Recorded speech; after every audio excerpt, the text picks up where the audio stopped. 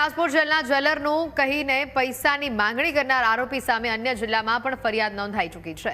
આરોપી રાજેન્દ્ર ત્રિવેદી સામે અગાઉ રામોલ, બાપુનગર, કાળુપુર, ગાંધીનગર તેમજ અમરેલી પોલીસ સ્ટેશનમાં ગુના નોંધાઈ ચૂક્યા છે। રાજેન્દ્ર ત્રિવેદીએ જેલના કેદીના પરિવારને વિશેષ સુવિધા આપવાનું કહીને રૂપિયાની માંગણી કરી હતી। અગાઉ બિલ્ડર પાસેથી ખંડણી માંગવાનો કેસ પણ નોંધાઈ ચૂક્યો છે।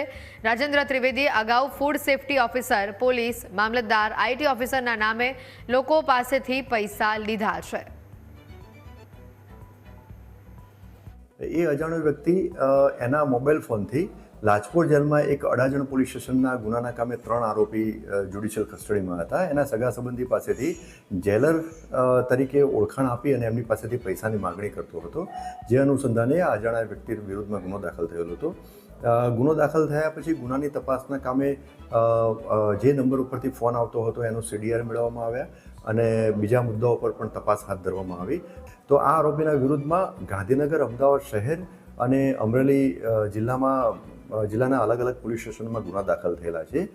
ભૂતકાળમાં આ આરોપીએ પોલીસ તરીકે ખોટી ઓળખાણ આપી, મહેસૂલના અધિકારી તરીકે ખોટી ઓળખાણ આપી અને ફૂડ સેફ્ટી ઓફિસર તરીકેની ખોટી ઓળખાણ આપી અને આ રીતના પૈસા પડાવતો હતો। એટલે આ રીતની એની મોડસ ઓપરેન્ડી જે છે